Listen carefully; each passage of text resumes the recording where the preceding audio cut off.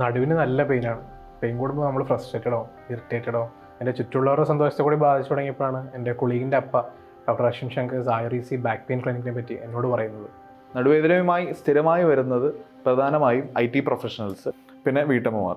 Continuous ആയിട്ട് നിൽക്കുക, അതുപോലെ അലക്ഷ്യമായി ഭാരം കൈകാര്യം ചെയ്യുക, ഇതെല്ലാം തന്നെ ഈ കാറ്റഗറിയിലുള്ള എല്ലാവർക്കും നടുവേദനയ്ക്ക് കാരണമായി മാറുന്നുണ്ട്. നടുവേദന ഇപ്പം എൻ്റെ ചിന്തയിൽ പോലും ഇല്ല. സത്യത്തിൽ എൻ്റെ സന്തോഷം കൂടിയാണ് ഇവർ തിരിച്ചു തന്നത്. മഹാത്മാഗാന്ധി തൊഴിലുറപ്പ് പദ്ധതി അട്ടിമറിക്കാനുള്ള നീക്കത്തിൽ പ്രതിഷേധിച്ച് കോൺഗ്രസ് പ്രതിഷേധ ജാഥ നടത്തി. മഹാത്മാഗാന്ധി ഗ്രാമീണ തൊഴിലുറപ്പ് പദ്ധതി കേന്ദ്ര സർക്കാർ അട്ടിമറിച്ചതിൽ പ്രതിഷേധിച്ച AICCയുടെ നിർദ്ദേശപ്രകാരം കോൺഗ്രസ് ഫോർട്ട് കൊച്ചി നോർത്ത് മണ്ഡലം കമ്മിറ്റിയുടെ നേതൃത്വത്തിൽ പ്രതിഷേധ ജ്വാല സംഘടിപ്പിച്ചു. മണ്ഡലം പ്രസിഡന്റ് PF ജോർജ് അധ്യക്ഷത വഹിച്ചു. പുതിയ പദ്ധതി നടത്തിപ്പിന്റെ ബിൽ പ്രകാരം തൊഴിലുറപ്പ് വേതനത്തിന്റെ 40% ഇനി സംസ്ഥാന സർക്കാർ വഹിക്കേണ്ടി വരും. ഇങ്ങനെ വന്നാൽ കേരളം പോലുള്ള സംസ്ഥാനങ്ങളിൽ ഇത് പദ്ധതിയുടെ നടത്തിപ്പിനെ തന്നെ ബാധിക്കും. ഇന്ത്യയുടെ ഗ്രാമീണ മേഖലയ്ക്കും ദാരിദ്ര്യരേഖയ്ക്ക് താഴെയുള്ള കുടുംബങ്ങൾക്കും സാമ്പത്തികമായി ഉണർവ് നൽകിയ UPA സർക്കാർ 2025 കൊണ്ടുവന്ന പദ്ധതി ഇതോടെ പാടെ നിർത്തിവെക്കേണ്ട അവസ്ഥ സംജാതമാകുമെന്നും പ്രതിഷേധക്കാർ പറഞ്ഞു. മഹാത്മാഗാന്ധിയുടെ പേര് മാത്രമല്ല പദ്ധതിയുടെ സ്വഭാവം കേന്ദ്ര സർക്കാർ മാറ്റിമറിച്ചിരിക്കുകയാണെന്നും പ്രതിഷേധക്കാർ വ്യക്തമാക്കി. നിയുക്ത കൗൺസിലർ ഷേനി മാത്യു ഉദ്ഘാടനം ചെയ്തു.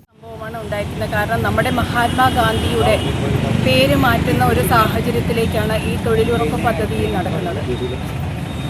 നമുക്കറിയാം നമ്മുടെ തൊഴിലുറപ്പ് പദ്ധതിയുടെ എത്രയധികം ജനങ്ങൾക്കാണ് ഉപകാരപ്രദമായിട്ട് കാര്യങ്ങൾ നടന്നുകൊണ്ടിരിക്കുന്നത്.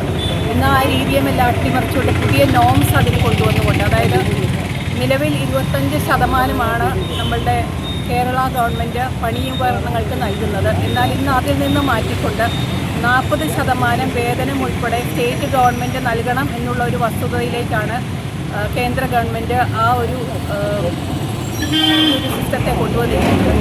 അത് തീർച്ചയായിട്ടും നമുക്ക് അംഗീകരിക്കാൻ സാധിക്കുകയില്ല. കാരണം ഇന്ന് നമ്മുടെ സ്റ്റേറ്റ് ഗവൺമെൻറ്റിന് നമ്മളുടെ കാര്യങ്ങൾ തന്നെ നേടിയെടുക്കാനുള്ള ബുദ്ധിമുട്ടുകൾ അനുഭവിക്കുകയും അതോടൊപ്പം തന്നെ കടക്കണിയിലാകുകയും ചെയ്യുന്ന ഈ അവസരത്തിൽ ഇത്തരത്തിൽ 40% തൊഴിലുറപ്പ് പദ്ധതിക്ക് മുൻ councillor advocate Antony Kurithara, block ഭാരവാഹികളെ PB Shamsu, Abdul Samad, Anilkumar, Mahila Congress secretary Bernadine, division president Christopher Samuel, youth Congress vice president KH Aneesh എന്നിവർ സംസാരിച്ചു. ഇന്ന് ഇന്ത്യയിൽ ഭരിക്കുന്ന BJP സർക്കാരുകൾക്ക് ഭയപ്പെടുകയാണ്.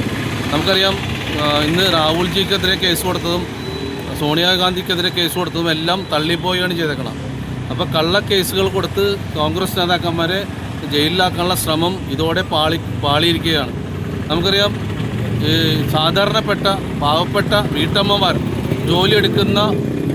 ജോലി എടുത്ത് അവരുടെ കുടുംബം മുന്നോട്ട് കൊണ്ടുപോകാൻ ശ്രമിക്കുന്ന ഒരു തൊഴിലുറപ്പ് പദ്ധതി.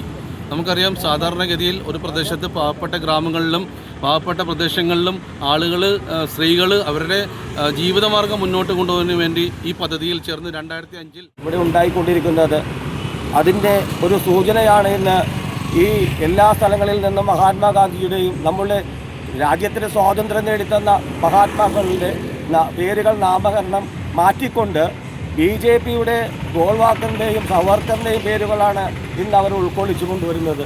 കാരണം അടുത്ത തലമുറ പഠിച്ചു വരുന്നത് ഈ പറയുന്ന പേരുകളായിരിക്കും. ഇവരായിരിക്കും രാജ്യത്തിന് സ്വാതന്ത്ര്യം. News bureau, fort Kochi.